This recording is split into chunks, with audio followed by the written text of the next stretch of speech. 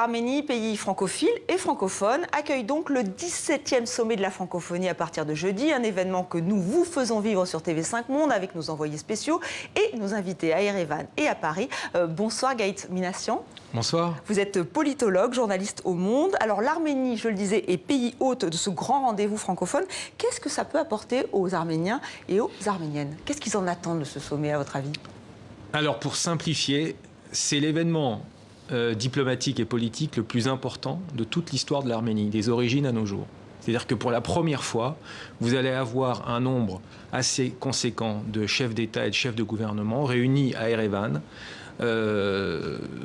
depuis l'indépendance de l'Arménie de 91, mais surtout, donc, je vous dis, en tant que manifestation comme ça multilatérale, c'est le premier événement de cette ampleur.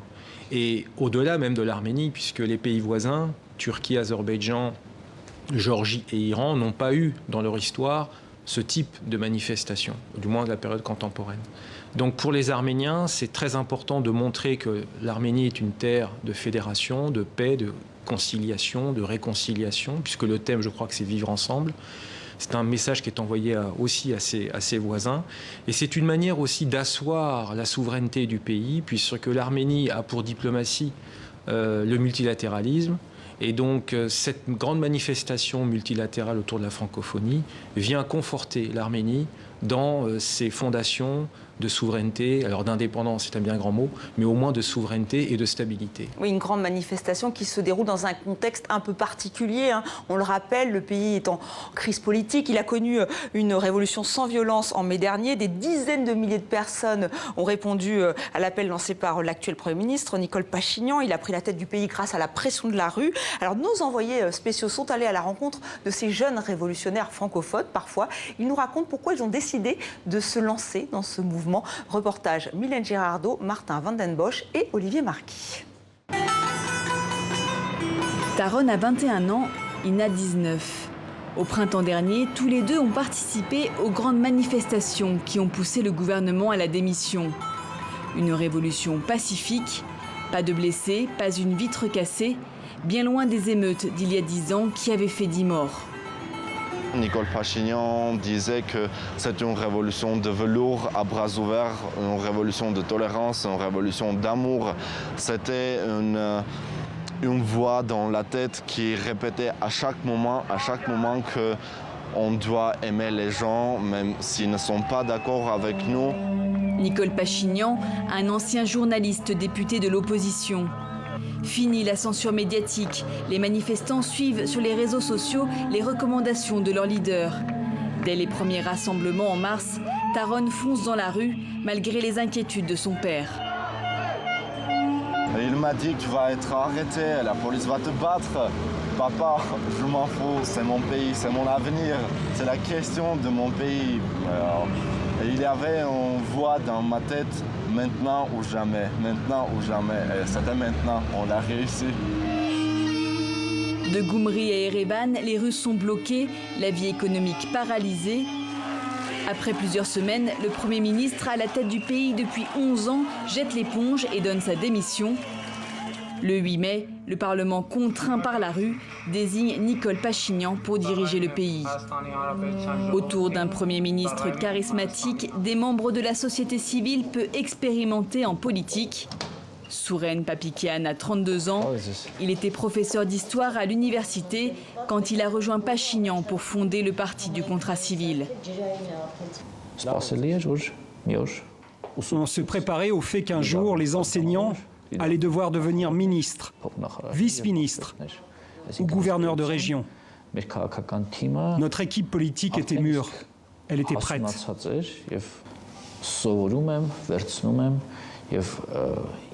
J'apprends constamment. Et chaque jour, mes idées et ma vision pour une gouvernance efficace de l'Arménie progressent.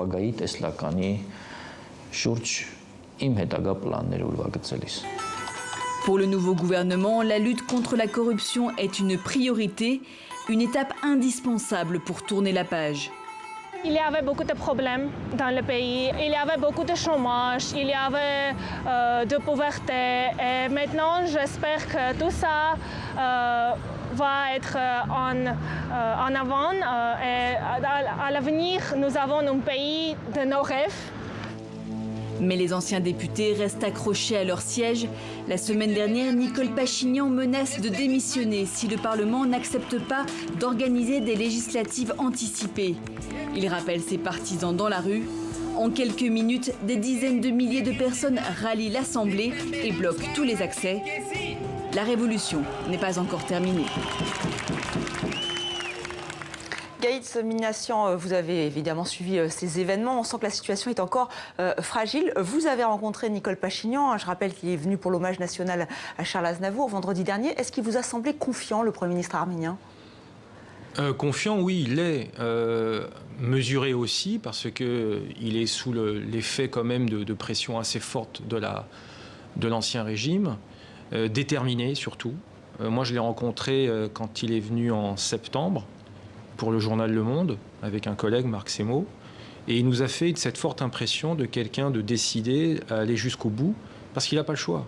Le travail a été fait à moitié, et il lui reste l'autre moitié à accomplir. Et cette autre moitié, c'est peut-être la plus dure, parce qu'il y a une cohabitation qui est en place aujourd'hui à Erevan. Vous avez bien fait de présenter dès le départ l'idée d'un sommet de la francophonie dans un pays en crise.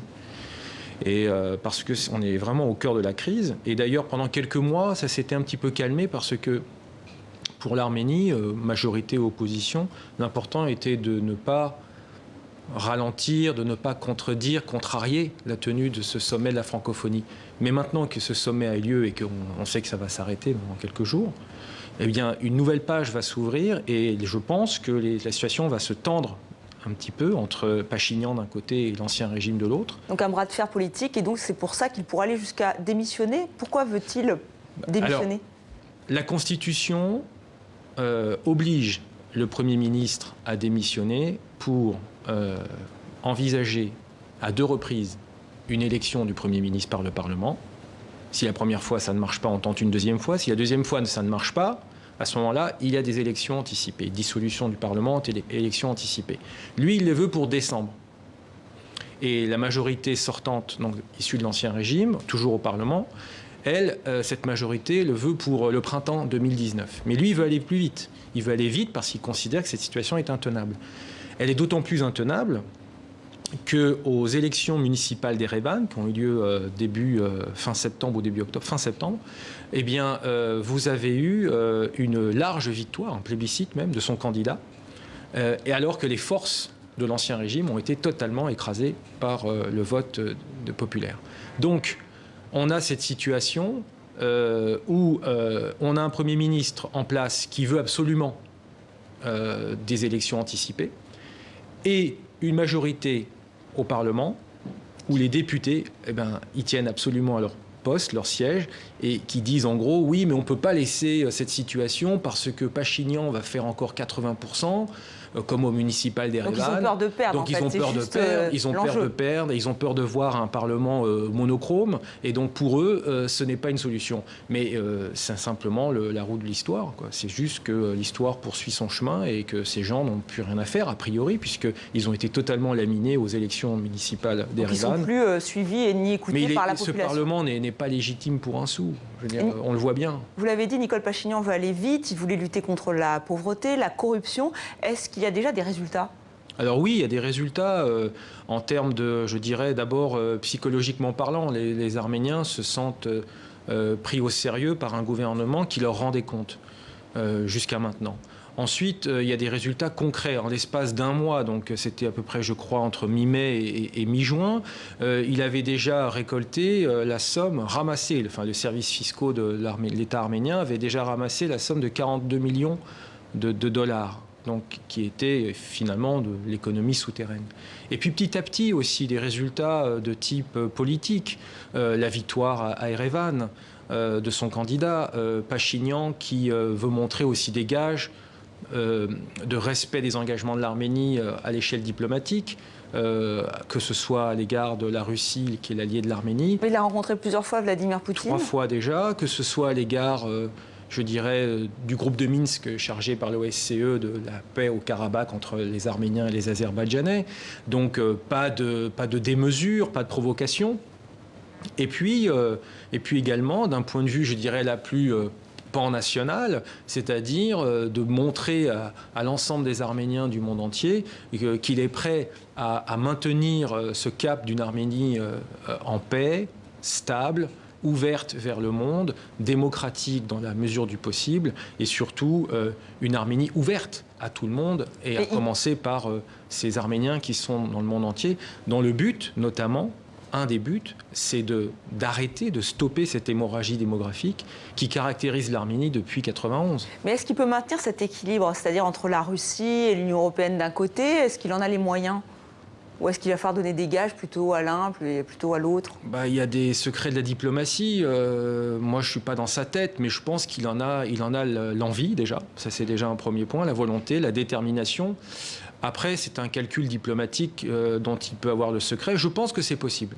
Sincèrement, je pense que c'est possible. Ce qu'il veut faire, lui, d'après ce que je lis, d'après ce que j'ai pu voir, c'est de retrouver les voies de la souveraineté pleine. Alors, on est dans un monde interdépendant, etc. On sait très bien que la globalisation fait qu'on n'est vraiment pas indépendant à 100%, mais du moins de faire en sorte que l'Arménie soit plus indépendante qu'elle ne l'était jusqu'à maintenant. Et dans cette transformation du pays, il cherche à démontrer à la Russie que cette valorisation de la souveraineté de l'Arménie, cette valorisation de la citoyenneté arménienne, de cette dignité, la révolution de velours, c'est une révolution de dignité, eh bien, il veut essayer de montrer aux Russes que, voilà, c'est pas parce que je veux être plus indépendant que je vais être forcément anti-russe. Au contraire, il veut démontrer que être plus indépendant, c'est aussi défendre les intérêts de la Russie, mais aussi de l'Europe, aussi des États-Unis, aussi de l'Iran. C'est ce qu'il dit. Il dit, moi, je suis ni pro ni anti-russe, américain, européen. Il parle à tout le monde. Mais alors, la question du Haut-Karabakh est quand même une question épineuse. Est-ce qu'il va réussir à s'en sortir ou est-ce qu'on est dans l'impasse? On est dans l'impasse pour l'instant. Pour l'instant, on n'a rien. On a juste l'idée de la part du gouvernement arménien et du gouvernement azerbaïdjanais d'essayer un petit peu de désamorcer la situation sur la ligne de front entre le Karabakh et l'Azerbaïdjan pour essayer de justement de mettre en place des mesures de confiance, mais on ne sait pas de quel ordre et sur quelle envergure et quand. Et donc tout ça, ça va être l'objet d'une prochaine visite dans les semaines qui viennent du groupe de Minsk, qui est co-dirigé par la France, les États-Unis et la Russie, pour essayer justement de donner une nouvelle impulsion à ce processus de paix qui est gelé depuis des années et qui n'est jamais à l'abri d'une provocation, d'un acte de démesure, comme on a eu en 2016, en avril 2016, dans ce qu'on a appelé la guerre des 4 jours. Merci Gaïd Somination d'avoir été notre grand témoin. 64 minutes vous propose donc à vous qui nous regardez à travers le monde une programmation arménienne à quelques jours du sommet de la francophonie. On l'a rappelé, c'est un événement important pour l'Arménie. Demain, nous recevons Anna Leloyan Yekmalian, historienne et directrice de la Maison des étudiants arméniens à Paris. Et n'oubliez pas notre page spéciale sur tv5monde.com.